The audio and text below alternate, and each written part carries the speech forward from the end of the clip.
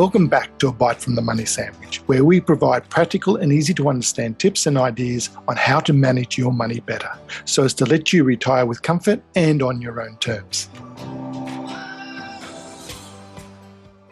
Whether you're just starting out in your career or already retired, what does retirement mean to you? And what do you want your retirement to look like? Today I speak to Shannon Nutter, who is a Principal Executive Consultant at Vanguard Australia.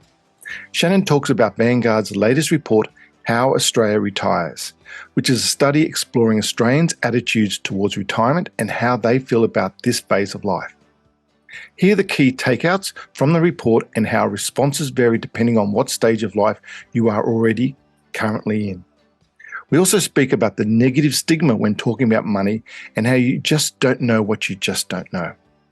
So starting a conversation with a friend or speaking to an expert is so important and can make such a positive impact to your financial situation.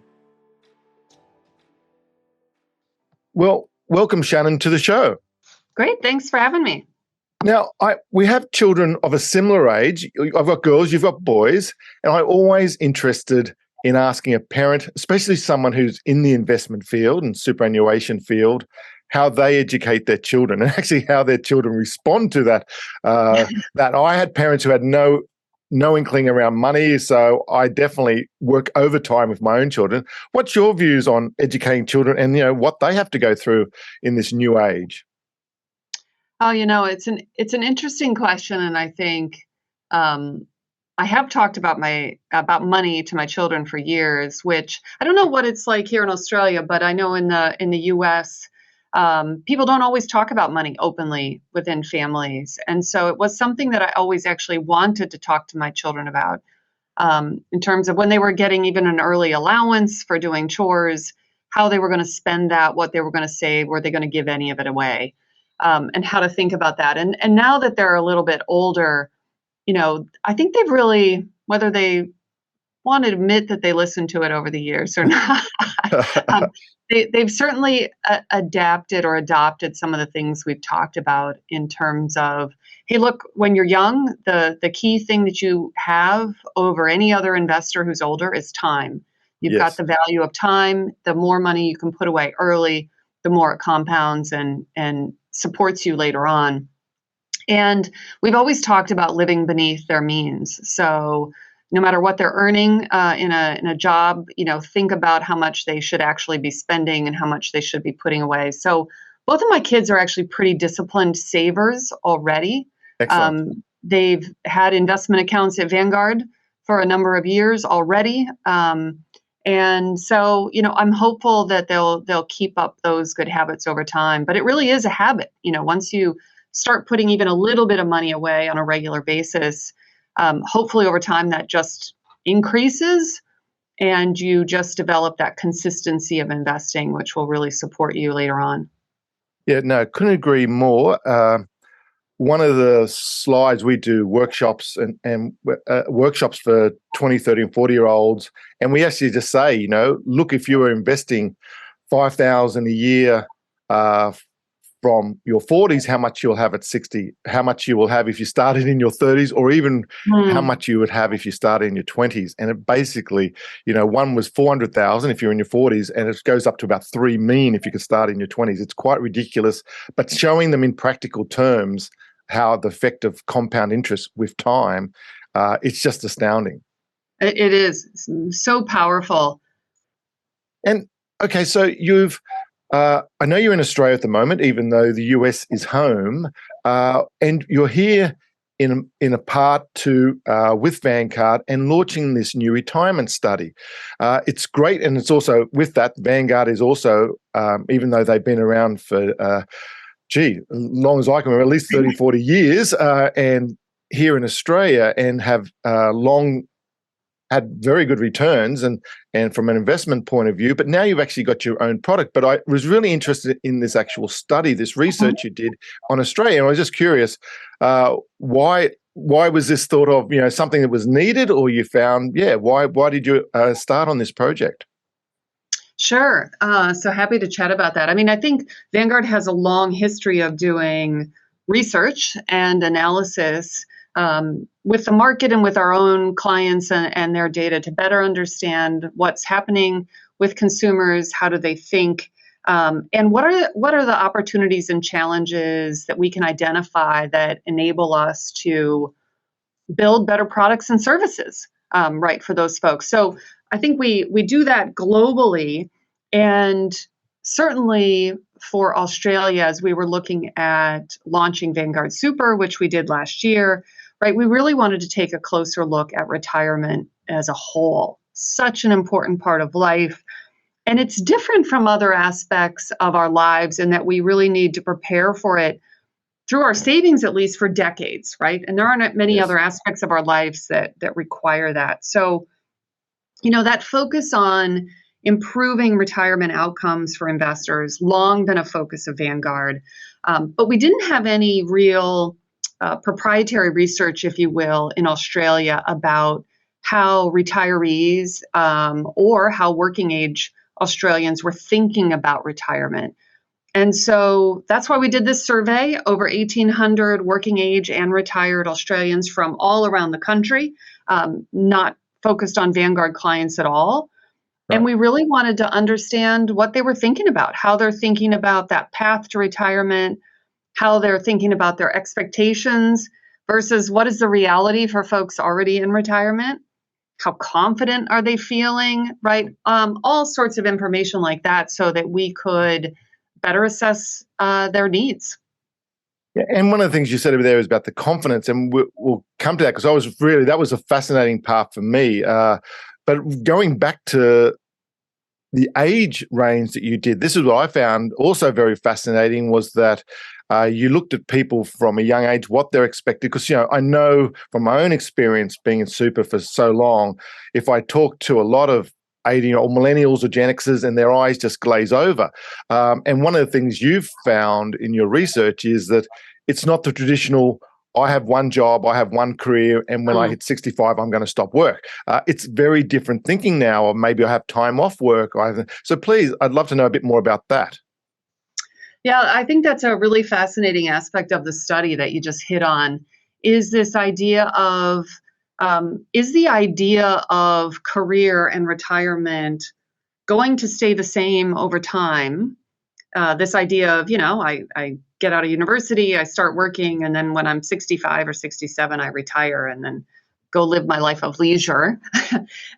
Is that how folks who aren't retired thinking about their life? And it turns out they're not, right? There are a lot of working age Australians who are actually saying, 2 in 5, in fact, who are saying, I actually think I'm going to take one or more extended breaks during my life. And maybe that includes parental leave, but maybe it doesn't. Maybe it's extended travel. Maybe it's extended study. And so I think that that's really interesting. It will be fascinating to watch what that means for their life and for their retirement. Great to take the break, but how do you think about the impact that may have on your retirement in the future? And so therefore, how do you plan differently? Yes, and I think, financial security, which is, if you talk to any person, they're talking about their finances, that's always in their top 3 is, how soon they can have financial security traditionally. And I love talking about like 20th century thinking to 21st century thinking. 20th century thinking, we thought financial security was when you hit 65, I'll be retired, I will have my house paid off, 2 or 3 things, whereas now, very much financial security. Well, why do I need to wait till I'm 65 to have financial security? I'd like to have it earlier, or I'd like to, as you said, have time off. And I do actually think that's a far healthier way of thinking about it.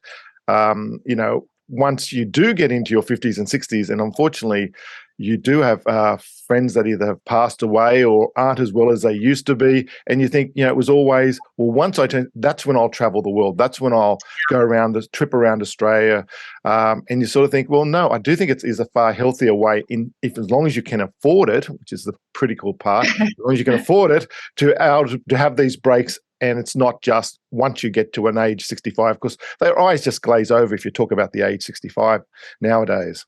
Well, and I think the notion too that I get to be 65 or 67 and I completely stop working, yes, isn't necessarily what folks are thinking either. We saw that 1 in 3 working age Australians say that I plan to do some form of work in, quote, retirement.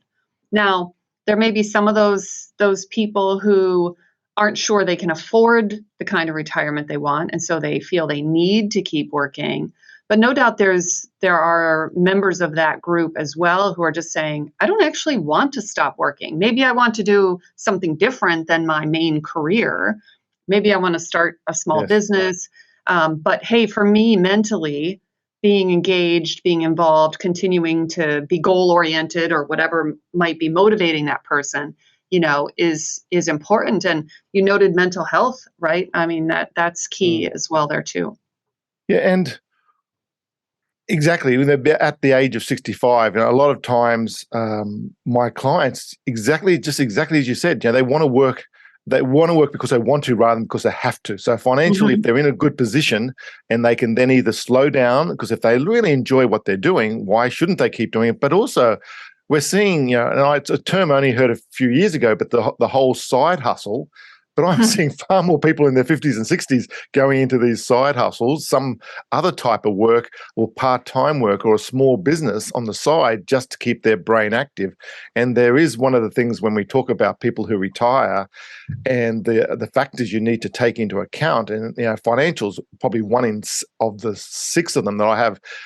To me, being part of a community is really important, and the second one is mental challenge. And if you don't have your brain being active, it's a real worry, concern for if you want to live a long life at this next stage of life. And people are living into their 80s and 90s. You want to be well enough to enjoy it, and if you want to keep on working, you should absolutely be able to. Completely agree. One of the other things, though, that is why education and getting your money working harder for you, and this is what Vanguard I know have been working on. In a lot of their research, the difference between getting a 4% return in retirement to a 6% or an 8% return, if you're going to live another 20 or 30 years, is so important. And it is one of the things is we are living longer. I think people used to say, well, I'm going to retire at 65. I'll probably be around another 5-10 years.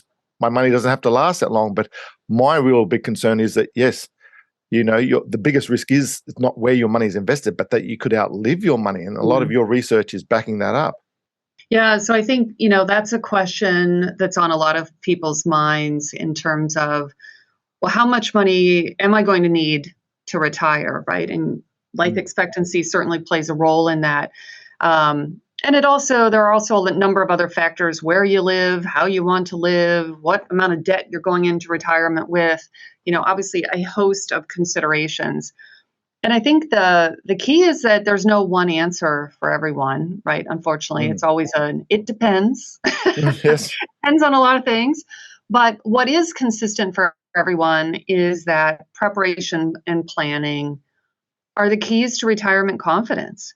Those who have planned well, whether that's on their own or with an advisor, are 6 times more confident than those without a plan. And that is a dramatic difference between those two groups. So, if you think about sitting down and just coming up with some basics, whether that's a budget, whether that's thinking about how much additional you want to be putting into super or other investments, and then taking some action towards those things, right? I think positive actions that improve your outcomes breed more positive actions. You're more likely to continue down that positive path. And, it all starts with good planning. Yeah, and I like that.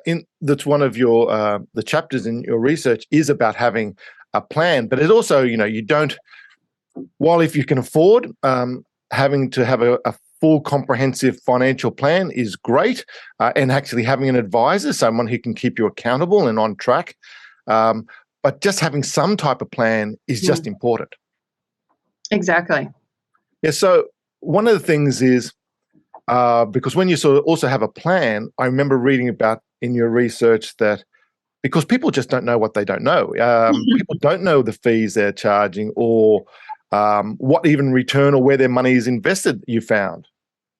Oh, exactly. Unfortunately, too many people are just completely unengaged with their financial lives, I'll say. Maybe they're most in tune with their credit card debt, I would guess, or their or their Yes. bank statement. But many people have just not been engaged with their super. 1 in 2 don't know the fees they're paying. 1 in 4 don't even know their balance. Um, and about half of the folks we interviewed, hadn't made any contact with their superannuation in the last 12 months.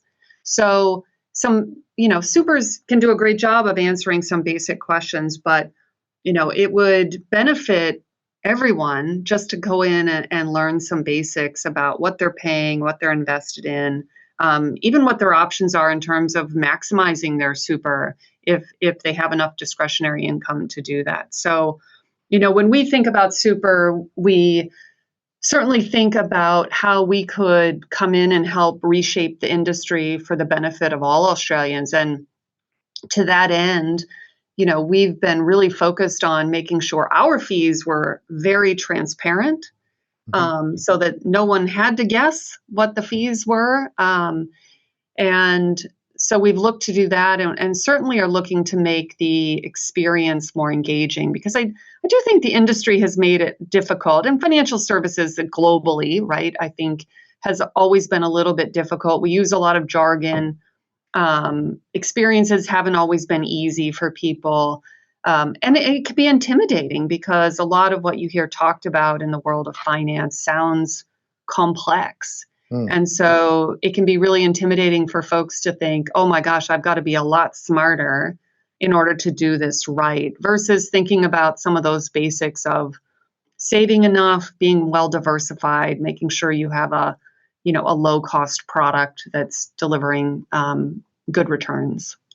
Yeah, exactly. And well, we're wanting definitely not to make this about Vanguard. It is just important that Vanguard has just been the basis of so much research, helping people invest in Australia. And having your own product is great, but just sort of from any product, if anyone who has their own super fund, and definitely not so saying, you should look and see if there's someone better and all that. But what you should be doing, exactly what you've just said, you should know how much your fees are. And if it's really difficult, or you found going onto the website, you just can't find stuff, you either ask the questions or you find a better product. But that's in anything in life. Oh, absolutely. But one of the things that I always find is that people just don't know where the money is invested. And to me, when we were talking before about getting your money working harder, the fact of compounding interest, and as you said, time, and even people say, oh, I'm 60. What's that? I said, you could have another 30 years. The difference in your account balance could triple based on 30 years if it's invested rightly. And people just don't realize. I talk to a lot of 30 and 40-year-olds and saying, did you realize your super fund has 20% of your investment in cash?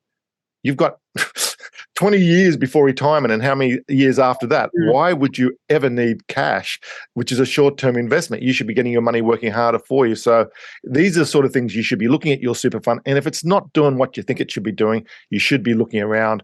And there's plenty of ways of doing that.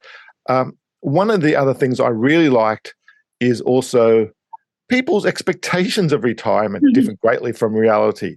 That's a really interesting section, because people do have these preconceived ideas, and yet reality can be very, very different. Oh, yeah. And I think it's natural as well. What we saw is that expectation of folks who aren't yet retired differed from those who are already in retirement, Yes, right? okay. Perhaps not surprisingly. Yeah. And what we see of the working age Australians is about 50% of them expect to have incomes in retirement that are significantly higher than those that the older generations already have in retirement. Now, that could be a level of idealism, it could be an optimistic view, or it could be a real aspiration that they're going to strive to achieve. I think time will tell in terms of how their expectations shift. But what we saw is that those who are not yet retired, those who are still working, would like to have an average income of about $99,000 per year. Okay. And those who are already retired say they've got about $68,000. Now, some of that, could be I just have different spending patterns when I'm retired versus when I'm working. My tax structures might be different. So I think that that's going to be an interesting one to watch. Of do the working age Australians, if they do have this desire to have a higher income, do they plan for it? Do they build towards that? Or is their expectation going to change over time? Mm. And you must also find that interesting in that, especially now, you're doing this work and this research on Australia, and we have our superannuation, the superannuation guarantee, which is a forced savings, disciplined savings, I suppose, where the employer is paying in, and people don't realize actually how lucky they are compared to other countries, compared to the 401ks in America, or where you've got to do it yourself in New Zealand. If you do some, the government will pay as well. But having this, Australians are going to be far better off in retirement than a lot of other countries. Oh, absolutely agree. You have a great system here in that it essentially mandates that everyone save a pretty healthy percentage. And in other countries, the US as an example, we have to design systems differently to get folks engaged because you want them to increase their savings from lower rates to those higher rates, to generally we say 12 to 15% of your income, or more, depending on your level of affluence. And that can be a challenge. Now, I think on the plus side is that in those countries where you have less savings mandated, we have developed really great ways to engage people and get them to take action for their retirement. And I think here in Australia, we have the opposite challenge where you've got high mandated rates, but it's been a struggle over time. People haven't had to get folks engaged to save more. So both sides can learn from each other. Yeah, no, totally agree. And you actually said at the very beginning, and I think with people in the States, there is absolutely far more interest, and maybe it's because of these sort of things where you've got to do it for yourself to actually be self-motivated and actually get your finances in order. Whereas in Australia, and not just for retirement, just in savings in general, we had research recently that said 1 in 3 are spending more than they earn, which is, that's just not sustainable. But people don't want to talk about money. And that's part of why this podcast and the book and all that became, because people need to get better about talking about money. And I think that's one of the biggest lessons we can learn from the States, is that people are willing to talk about money, and we just don't do that here. And you must find that sort of a bit unusual, or a bit even frustrating when you want to talk about this. Oh, it's interesting. Well, we've got to make it less taboo, regardless of where we are, right? Yeah, we do. And one of the things is, I always find when you actually talk to someone, when you do anything in life, whether you, and I think this is also a 20th century, 21st century thing, where you did a lot of things on your own and you could afford to do things on your own. But now I think people realize that you had a coach when you were a young child with sports. But once you got to a certain age, you do things on yourself. Whereas I think people are now 21st century are realizing they need help. There are people out there, there's so many consultants, there's life coaches, there's money coaches, there's sports coaches, there's business coaches, plenty of mentors. In any good business setting, people are providing mentors to younger staff. That's something that I think you're seeing in your research, that having the value of someone in your life helping you with all this is so important. Oh, I completely agree. And I think that can happen in a lot of different ways. But as I had noted before, right, folks that have a plan 6 times more confident in their retirement than those who don't have a plan. And so how do you develop a plan? How do you think about your budgeting? How do you prioritize savings? How do you learn to spend less than you earn? How do you learn to take some money maybe you were spending and turn that into savings? And that can be with a coach, a professional advisor in this case. Maybe that's ongoing. Maybe you have a one-off engagement, and maybe that's recurring annually, et cetera. Or maybe you join an investing group. Maybe you start pulling together some neighbors or whatever that might be. Maybe it's online, maybe it's offline. I think there are a lot of ways to develop that sort of group that helps hold you accountable. If I think about the analogy of a gym, right? Some people need a Yes. personal trainer. Yes. Some people, that's the only way they're going to get motivated. It's the only way they're going to hold themselves accountable. Other folks can just, oh no, I joined the gym. And so just by joining the gym and paying the fee, that's enough to keep me motivated. And now I'll just go to the gym. And some people don't need any of that. They can just, self-motivate and completely do all the things they need to do to stay healthy on their own without the gym or the trainer. So I think with money, we're no different, right? People fall into all of those groups. And I think it's at least acknowledging, what group am I in? And do I need help? And it's okay if I need help in this space, because guess what? I might be an expert at something else, but I'm not an expert at money or how to invest. And so why don't I go get help from an expert? And again, that can come in all sorts of forms, but I think that's part of talking about it, right? We just have to admit that maybe I'm not good at this, and that's okay. Let me go get some help. Yeah, and it's okay to go get some help in anything. And one of the things, I did see this great piece of research out of the States where it said if you actually wanted to reach your goal, and it gave you the percentages of chance, yes, if you have a plan, you've got a 20% chance, and so on and so on. But the only way around 95% is if you actually have a coach with that plan. And it's true, because I'm one of those people. I have joined a few gyms over the years, and those memberships have just lapsed. The only time it ever did any good was if I actually then went and actually had the effort of getting a personal trainer. Because sometimes, if, as you said, that analogy of having your own financial gym buddy that's going to keep you accountable, whether it's a coach or just a friend, and having that for money is so good. And I actually really, one of the things you sort of said there, having a little investment group where you as a group keep you accountable, I think that's a great idea. And I just go straight to that. One of the really terrible stats there's here in Australia is that for homelessness, the research is coming out that the second fastest group of homeless is single women in their 50s. And that's just something that's just, whether that's divorce or however that's happened, it's just something where, and yet women are much better than men, are happy to form these little groups. And I just think that would be a terrific way. Keep yourselves accountable. Once every 6 months, whether it's your book club, you actually talk about money. And I think women are far better at talking about these things than men are. We bottle these things up. It's ridiculous. Great to hear millennials and Gen Xers are much better than us baby boomers. But I think this is the sort of things we can do to try and keep it affordable, because unfortunately financial advice is becoming an expensive cost in people's lives. Yeah, I like the term you use, like a gym buddy, right?